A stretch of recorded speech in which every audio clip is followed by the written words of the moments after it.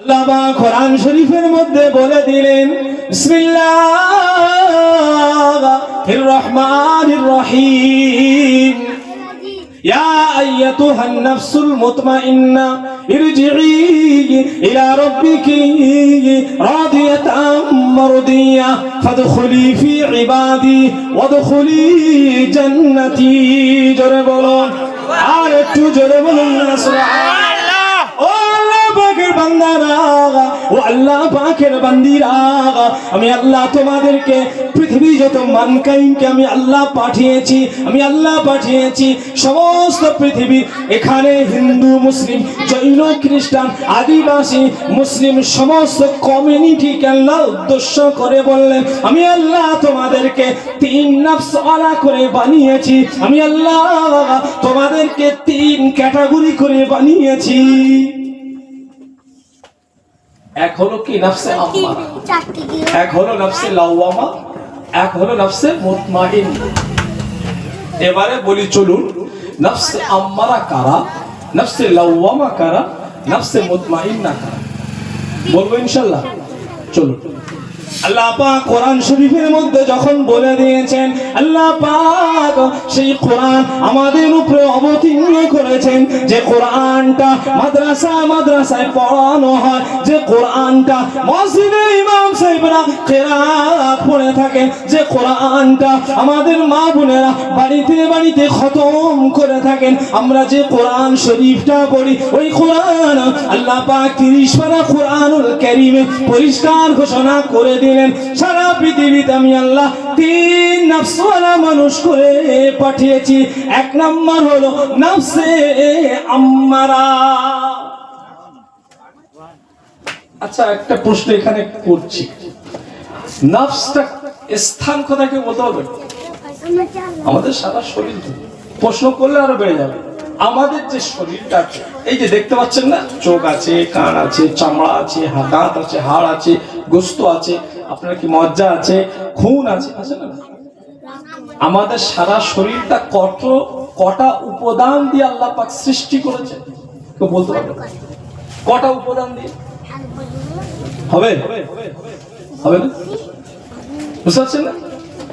আমাদের শরীরটা আল্লাহ পাক যে সৃষ্টি করেছে, এই যে ভিতরে যা কিছু আছে, কটা উপাদান দিয়ে বলুন? আমাদের ভিতরে যা কিছু আছে, এই যে আমরা ব্যাস একটা মানুষ দেখতে পাচ্ছি, এনার ভিতরে আল্লাহ এনাকে কটা উপাদান দিয়ে বা আমাকে কটা উপাদান দিয়ে সৃষ্টি করেছে, বা আপনাদের টোটাল মানুষ বলবো ফাঁকে বলে দিচ্ছি, 10টা উপাদান। আমাদের ভিতরে 10টা পার্টস রয়েছে, মেন তাদের কাজ আছে, তাদের একটা কাজ আছে, ঐতিহাসিক কাজ, খুব লংজিভিটি কাজ। জোরে বলুন সুবহানাল্লাহ। আবার এদিকে ঢুকতে আবার তাসাউফে চলে যাবে, এদিকে ঢুকতে গেলে আবার অনেক অন্য গভীরে চলে যাবে। আমি ওদিকটা লাস্টে যাব, এটা শুধু মনে করবেন। তো কি বলছিলাম? নফস আম্মারা, ওটা খেয়াল করে দেবেন, না পরে বলে দেবো ইনশাআল্লাহ, লাস্টের দিকে বলবো। তাহলে আমাদের নফসের স্থানটা কোথায় বলুন তো দেখি? যেটা প্রশ্ন করলে একটু আগে, নফস তো থাকবে সারা শরীরে, কোথাও না কোথাও থাকবে। কোথায় থাকে? জায়গা কোথায়? ওর স্থান কোথায়? ওর ঘর কোথায়? কেউ জানেন? এই হাল্লা পাড়া এলাকা, এখানে তো হুজুরা প্রতি মাসে মাসে আসে পুরুপুরা থেকে। কি কথা না? ঠিক না ভুল? আমি তো যেটা জানছি দেখছি, না এ পাড়া না ও পাড়া, না হুজুররা আসে, না কোনো মৌলানা আসছে বিভিন্ন জায়গা থেকে। তো আপনারা সব তো জানেন, আমি জানি তো, আমি কিছু জানি না, যার দুটো কথা বলবে ভেবে এসছি। যাই হোক, বলছি, কেউ খারাপ নেবেন না। তো জিনিসগুলো আমাদের সকলের জানা আছে, হয়তো অনেকেরই, অনেকের হয়তো জানা নেই, জাস্ট একটু খেয়াল নেই, হয়তো এরকম হতে পারে। জি, সব জিনিস খেয়াল থাকে না, বয়স হয়ে গেলে আবার পেছন থেকে আউট হয়ে যায়। তো যে কথা বলছিলাম, নফসের স্থান হলো, মাকাম হলো আমাদের নাভি। কোথা? নাভি। এটা হলো নফসের মাকাম, নফসের স্থান। মনে থাকবে ইনশাআল্লাহ। হ্যাঁ, চলুন। এবারে আমি একটা নফসের কথা বলেছি, নফসে আম্মারা। তার কাজ হলো, কাজটা বলছি, সব সময় তার কাজ হলো খারাপ আর খারাপ। কিছু সমাজে মানুষ আছে দেখবেন, কি মুসলিম, কি হিন্দু, কি জৈন, কি খ্রিস্টান, কিছু মানুষ আছে তাদের পাক্কা দুনিয়া করতে, বুঝতে পারছেন? এক কথাই বলে দিলাম, তারা দুনিয়াদারি মানুষ, দুনিয়া ছাড়া তারা কিছু বোঝে না, দুনিয়ার লাভ ছাড়া, লস ছাড়া কিছু বোঝে না। আছে না নাই? হিন্দুদের ভিতরে আছে, মুসলমানদের ভিতরে আছে না নাই? সব মুসলমান নামাজ পড়ে না, সব মুসলমান হালাল খায়, সব মুসলমান সত্য কথা বলে, সব মুসলমান আপনারা কি বলে তাহাজ্জুদ গুজারি, সব মুসলমান মাথায় টুপি দেয়, সব মুসলমান নবীর সুন্নাত মেনে চলে হুবহু। কিছু কিছু মুসলমান এমনও আছে 24টা ঘন্টা তারা ওই খারাপের সঙ্গে, আমি আর ব্যাখ্যা করছি, মেতে রয়েছে, আছে না নাই? এক কথা, হিন্দু, মুসলিম, জৈন, খ্রিস্টান, আদিবাসী যত কোয়ালিটির আছে, এদের ভিতর থেকে কিছু শ্রেণীর মানুষ আছে, কিছু শ্রেণীর মানকাইন আছে, কিছু শ্রেণীর ম্যান আছে, যে তাদের সব সময় চিন্তা ভাবনা দুনিয়ার লাভ, দুনিয়ার লস, মানে এক কথায় পাক্কা দুনিয়াদারি মানুষ। দুনিয়ার যশ হবে, দুনিয়ার সম্মান হবে, দুনিয়ার লাভবান হব, দুনিয়ার লস যদি হয়ে যায় সমস্ত ধ্বংস হয়ে যাব, লস হওয়া যাবে না, দুনিয়া নিয়ে এক কথায় মেতে থাকবে। আখিরাত বলে আপনারা কি বলে পরবর্তীতে জিন্দেগি আছে, আলামে বারজাখের জিন্দেগি, এই নিয়ে তাদের সময় নেই চিন্তা করা। এই জন্য তাদের মধ্যে খারাপ ভালো মন্দ সব রকম হচ্ছে, শরিয়াতের খেলাফ হয়ে যাচ্ছে, শরিয়াতের বিরোধী হয়ে যাচ্ছে। আচ্ছা আচ্ছা না নাই গো? আল্লাহ বলছেন এদেরকে আমি আল্লাহ ওই নফস ক্যাটাগরি করেছি যে নফসটা সবসময় খারাপের দিকে মানুষকে আকর্ষণ করে। সেই নফসের নাম কি বললাম? নফসে আম্মারা। এই তো মাশাআল্লাহ, আপনারা যখন উত্তর দিয়ে দিচ্ছেন আমার ওয়াজ বুঝতে পারছি, অসুবিধা হচ্ছে না তো? ও নফসে লাউমারা বললাম, নফসে লাওয়ামা বলে দি। নফসে লাওয়ামা কাদের রয়েছে? আল্লাহ পাক কোরআন শরীফের মধ্যে বলে দিলেন, লা উকসিমু বিয়াউমিল কিয়ামা ওয়ালা উকসিমু বিন-নাফসিল লাওয়ামা। আমি আল্লাহ ওই মানুষদেরকে আমি নফসে লাওয়ামা দান করেছি যে মানুষগুলো কিছুটা ভালো কিছুটা মন্দ, অর্থাৎ 50-50। কিছু মানুষ দেখবেন ভালো কথা শুনলে একটা আবেগ, যশ, মহব্বত, ভালোবাসা তৈরি হয়, হয় না? আবার দেখবেন অনেকদিন ভালো কথা শোনেনি, খারাপ কথা, খারাপ জায়গায় তাস খেলছে, জুয়া খেলছে, জেনা করছে, ব্যভিচারী করছে, ওই আলোচনা চলছে, ওই মহলে আছে, ওদের সঙ্গ পড়ে ওই কাজগুলো করে নেয়, হয় না? মানে ভালোদের সঙ্গে থাকতে ভালো কাজ করে, আর মন্দদের সঙ্গে থাকলে মন্দ কাজ করে ফেলে। একটা উদাহরণ দিই, মনে করেন একজন গ্রামে একজন হাজী সাহেব বা একজন মুসল্লি, একজন নামাজি ভোটে জিতেছে, আপনাদের ইলেকশন হয় না?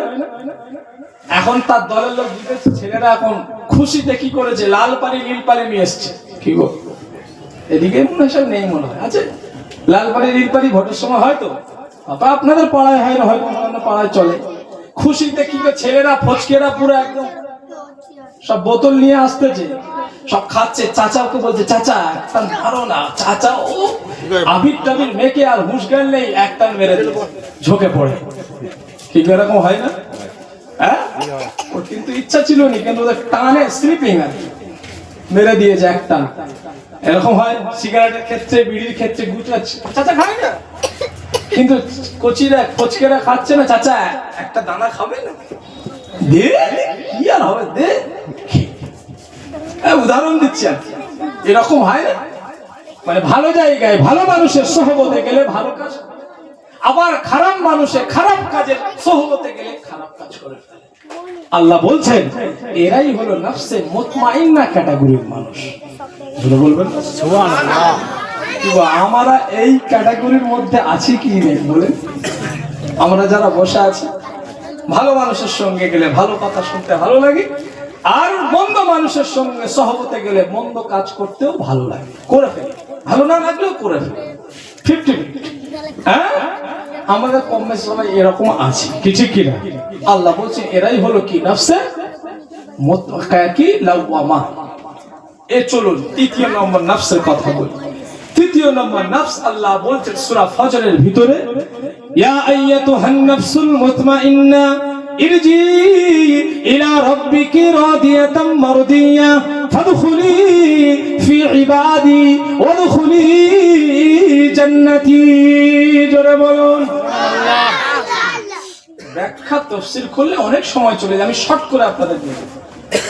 আল্লাহর ওলিদের চেনেন তো? চেনেন তো? যারা আমরা জানি যারা হক আল্লাহর ওলি নিঃসন্দেহ। একটা উদাহরণ দিই, দাদা হুজুর পীর কেবলা, খাজা হুজুর পীর কেবলা, বড় পীর আব্দুল কাদের জিলানী, এনারা সব কি লাকাব পত্র, সবাই জানে আল্লাহর ওলি। সন্দেহ আছে? না। আরে হাও কিছু বলেন না। আছে 5 হুজুর পীর কেবলা, বড় হুজুর, মেজ হুজুর, সেজ হুজুর, ন হুজুর, আশিকে রাসূল, ছোট হুজুর পীর কেবলা রহমাতুল্লাহ আলাইহি। এনাদের উপরে করার সন্দেহ আছে যেনারা আল্লাহর ওলি নন? না। ছোট হুজুর পীর কেবলা রহমাতুল্লাহ আলাইহি কে আপনারা সকলে অনেকেই দেখেছেন, দেখেননি? অনেকেই মুরব্বিরা আছে, দেখেন আপনাদের এলাকায় আসতো তো এই মাদ্রাসার জলসা, আপনাদের নবী দিবসে আগের দিন প্রতি বছর আসতো হুজুর, আসতো না? কথা বলেন, প্রতি বছর হুজুরের বাঁধা ছিল তো নবী দিবসে আগের দিন আপনাদের গ্রামে আসতো, আসতো না? হ্যাঁ, ছোট হুজুর পীর কেবলা রহমাতুল্লাহ আলাইহি হুজুর আমার ওয়াফাত নিলেন, আপনারা সকলেই দেখেছেন। ফুরফুরা শরীফে আপনারা সকলেই গিয়েছিলেন, হুজুরের শরীরতে ঘাম পাসিনা প্রবাহিত হয়েছে, দুই দিকে নাকি চারদিকে 4টে স্ট্যান্ড, তারপরে ঘাম বেরোচ্ছে, দেখেননি? এই মুরব্বিরা বলেন না, ঠিক বলছি না ভুল বলছি? আল্লাহর ওলিদের এটাই হলো তাদের আলামত। এক কথাই উত্তম, আল্লাহ পাক তাদের কি নিয়ামত করেছিলেন। চলুন, আমার এদিকে বলার উদ্দেশ্য না, তা আল্লাহর ওলি এক কথাই যারা, তাদেরকে আমার আল্লাহ নফসে মুতমাইন্না করে পাঠিয়েছেন। জোরে বলুন সুবহানাল্লাহ। এখানে দুটো কথা আছে, যে পীরের বেটা পীর হবে না সাধারণ মানুষের ছেলেরা মেয়েরা এরা পীর হতে পারবে না, ওলি হতে পারবে না। তাহলে পীরের বেটা হোক আর সাধারণ ছেলে, ভ্যানওয়ালা, রিকশাওয়ালা ছেলে মেয়ে হোক, পীর হওয়ার জন্য শর্ত কিছু আছে। একটাই শর্ত, সব থেকে যে বেশি আল্লাহকে ভয় করে সে সব থেকে বেশি আল্লাহর প্রিয়। জোরে বলুন আপনি বলুন হুজুর কোথায়? চলুন কোরআন, কোরআনে সব আছে, সব কোরআন আছে। আজকে আমরা আলোচনা কোরআন থেকে হয় না বলে আজকে কোরআন থেকে দূরে আছি। এজন্য হোক কোরআন থেকে আলোচনা, হোক নবীর সুন্নাত থেকে আলোচনা, সারা শরীয়ত থেকে আলোচনা, কোরআন হাদিস ইজমা কিয়াস। কি গো, শরীয়তের দলিল কটা? কোরআন হাদিস ইজমা কিয়াস। আলোচনার ভিতর থেকে হোক। সাহাবীরা যেভাবে কোরআনকে তাফসীর করেছেন, সাহাবীরা যেভাবে, তাবেঈনরা যেভাবে, ওলি আউলিয়ারা যেভাবে হাদিসগুলো বর্ণনা করেছেন, আপনারা কিভাবে তাফসীর করেছেন, ব্যাখ্যা করেছেন, সেইভাবে আলোচনা। তাহলে কি হবে? মানুষ গোমরা থেকে, পথভ্রষ্ট থেকে মানুষ বাঁচবে, কিছু মানুষ জানতে পারবে, শিখতে পারবে। আমাদের কি হয়, যার বেশি আওয়াজ ভালো, গলা ভালো, গজল ভালো বলতে পারে, সুর টুর যার ভালো আছে সেই বড় বড় সমাজে, কি ঠিক কিনা? এটাই সমাজ। ভালো ওয়াজ করতে পারে মানে গলা ভালো, সুর টুর ভালো আছে, ভালো গজল করতে পারে সেই ভালো। এই যে আমাদের ভিতরে যে মাথা, এই যে ভূতটা ঢুকেছে না, এই আমাদের কপাল ফেটেছে। ছোট হুজুর পীর কেবলা ওয়াজ শুনেছেন আপনারা? খুব গলা ভালো ছিল না? হ্যাঁ, মেলে হুজুর পীর কেবলা ওয়াজ অনেকে শুনেছেন, খুব গলা ভালো ছিল না? তারা কথা বলতো তথ্য দিয়ে, কথা বলতো কি সঠিক কথাটা বলতো। তারা যে কথা বলতো কোরআন সুন্নাহ মোতাবেক কথা বলতো। এখন আল ফাল বলে বেরিয়ে যাচ্ছে, আপনারা বলেন ও হুজুর যা টান দিল না, হচ্ছে সমাজে। আমাদের কপালটা এই জায়গায় ফেটেছে। আল্লাহ আমাদেরকে এই ফিতনা থেকে হেফাজত করেন, সকলে বলুন আল্লাহুম্মা আমিন। যে আলোচনা, হ্যাঁ সুর ভালো, আমি সুরের বিরোধী না, তবে হ্যাঁ সুর জায়গা দিতে হবে, এই নয় সুরটাই আমাদের মূল উদ্দেশ্য। মূল উদ্দেশ্য সুর না, মূল উদ্দেশ্য কোরআন সুন্নাহ। কোরআন সুন্নাহকে মানুষ এর ভাবে একটা আকর্ষণ নিয়ে তাদেরকে টেনে আনতে হবে, সুরটু দরকার আছে। এই জন্য হারাম না, সুর দেওয়া চলবে। এটা আবার ভুল ব্যাখ্যা করবেন না যে হুজুর বলে গেলে সুর দেওয়া চলবে না। না না, আগর জিনিসটা বুঝতে হবে, ওটা একটা কৌশল। গজল একটা কৌশল, বুঝতে পারছেন? চলো, তো কি কথা বলছিলাম? যারা আল্লাহর ওলি তাদেরকে আমার আল্লাহ নফসে মুতমাইন্না ক্যাটাগরি করেছেন। জোরে বলুন সুবহানাল্লাহ। তাহলে আল্লাহর ওলি কারা? এবং চলে আসে আল্লাহ বলছেন আলা ইন্না আউলিয়া আল্লাহি লা খাউফুন আলাইহিম ওয়া লা হুম ইয়াহজানুন আল্লাযীনা আমানু ওয়া কানু ইয়াত্তাকুন। জোরে বলো সুবহানাল্লাহ। সূরা ইউনূস আল্লাহ বলছেন আলা ইন্না আউলিয়া আল্লাহি লা খাউফুন আলাইহিম ওয়া লা হুম ইয়াহজানুন। যারা আল্লাহর বন্ধু হয়, আল্লাহর ওলি হন, আল্লাহর প্যারা যারা হন, আল্লাহ বলছেন তাদের কোনো ভয় নাই, তাদের কোনো দুঃখ নাই, তাদের কোনো শঙ্কা নাই। জোরে বলে সুবহানাল্লাহ। দুনিয়ায় না আখিরাতে উভয় জায়গায়, দুনিয়াতেও নাই আখিরাতেও নাই, কবরেও নাই মিজানেও নাই, ফুলসিরাতেও নাই। জোরে বলুন সুবহানাল্লাহ। আল্লাহ তারপরে বলছেন কারা আমার আল্লাহ ওলি, আমার বন্ধু কারা, তাদের সার্টিফিকেট আল্লাহ বলছেন কিভাবে দেখবে, কিভাবে চিনবে আল্লাহ বলে দিচ্ছেন আল্লাযীনা আমানু ওয়া কানু ইয়াত্তাকুন। আল্লাহ পাক পরিষ্কার করে বলে দিলেন যারা আমি আল্লাহর উপরে ঈমান এনেছে, ঈমানের পরে পরে আমি আল্লাহকে যে বেশি ভালোবাসে, যে বেশি ভালোবাসে। কিভাবে ভালোবাসবো? অনেকে আছে মুখে দাঁড়িয়ে নবীকে ভালোবাসে, মৃত্যু। নবীর মুখে দাঁড়িয়ে ছিল কি ছিল না? কথা বলে। তাহলে নবী যদি ভালোবাসো, তোমার নবীওয়ালা নবীর যেভাবে সুন্নতি দাড়িটা ছিল, তোমার ওইভাবে তোমার সুন্নতি দাড়ি থাকতে হবে, তবে প্রকৃত নবীকে ভালোবাসে। নবীর গলায় ছুরি চালাচ্ছে, নবীকে ভালোবাসে। আমি কি আশিকে রাসূল? বাপ রে, হ্যাঁ কি আর পাওয়া না? মাথায় টুপি নাই, নবীর সুন্নতি লেবাস নাই, নামাজ নাই, রোজা নাই, 5 ওয়াক্ত নামাজের পাবন্দি নাই, হালাল হারাম পার্থক্য নাই, বলে আমি আশিকে রাসূল। কথা বলেন, এরকম সমাজে আছে না? কিসের আশিকে রাসূল? কিন্তু নবীর দুশমন। নবী বলেছে নামাজ নামাজ নামাজ, নবী বলেছেন সুন্নাত সুন্নাত সুন্নাত। তো সুন্নাত কি? বুঝতে পারছেন? এই স্পষ্ট কথা বললে অনেকে আবার কষ্ট, ধরা পড়ে যাবো কি ঠিক কি না? সব ধরা পড়ে যাবো। আল্লাহ আমাদেরকে সহি বুঝ দান করুন। আল্লাহর নবীর সারা লাইফ হিস্ট্রিটা আপনি চেক করুন তো, দেখুন তো, বা আপনি যতদিন শুনেছেন আল্লাহ নবীর জীবনীটা, নবী পাকের জীবনী নিয়ে রিসার্চ করছে কারা? বেদিন খ্রিস্টানেরা। হ্যাঁ, আপনারা জানেন যে নবী পাকের যে একটা সুন্নাত আছে, সুন্নাতটা হলো কি? ছোট্ট সুন্নাত, যে যখন কোন বর্তনে কোন পাত্রে কুকুর মুখ দেবে বা তার কুকুর খেয়ে নেবে সেই পাত্রে, হয় না এরকম সময়? বাড়িতে মা বোনেরা বাসন টাসন ধোয়ার জন্য রেখে দিয়েছে, এখন একটা কুকুর এসে চাটতে শুরু করে দিয়েছে, হয় না? এখন ওই বাসনটা আপনি কতবার ধুবেন তবে আপনার কুকুরের যে লালার ভিতরে যে জীবাণু থাকে, কতবার ধোয়ার পরে ওই জীবাণুটা চলে যাবে, এটা আপনার কে বলবে? পৃথিবীর কোন বিজ্ঞান তো বলবে না। গবেষণা করেছে আল্লাহর নবীর এই হাদিসটাকে, মিশকাতুল মাসাবি শরীফের হাদিস, নবী পাকের হাদিস নিয়ে বিজ্ঞানীরা, খ্রিস্টানেরা, ইহুদিরা, তারা মুসলিম না, তারা গবেষণা করেছে। আল্লাহর নবী বলেছে যে তোমরা ওই পাত্রটা, বাসনটা, ওই পাত্রটা তোমরা 7 বার ধোবে। কবার? 7 বার। 7 বার। যদি কুকুরের লালা লেগে থাকে কবার? কুকুর যদি চেটে থাকে ওই বাসনটা কবার ধোবে? 7 বার। আরো হাদিসে রাসূল বলেছে, ওই হাদিস পরে পরে আছে, অন্তত প্রথমবার অথবা শেষবারে একবার মাটি দিয়ে একবার ধোবে। প্রথম হাদিস, 2-3 রকম হাদিস আছে। প্রথম অথবা শেষবারে অন্তত মাটি একটা ঘষে তারপরে বাসনটাকে পানি দিয়ে ধোবে। যদি এইভাবে তোমরা ধুয়ে নাও, ওই বর্তনটা একদম জীবাণু মুক্ত। জোরে বলুন সুবহানাল্লাহ। এই হাদিসটা একদম নাস্তিক, আস্তিক, মুরতাদ একজন বিজ্ঞানী গবেষণা করে, রিসার্চ করে, গবেষণা করে দেখছে 6 বার পর্যন্ত ধুয়েছে, তারপরেও তার অনুবীক্ষণ দূরবীন দিয়ে দেখছে যে কিছু কিছু জীবাণু আজও তার বর্তনে ছড়াচ্ছে, দেখতে পাচ্ছে।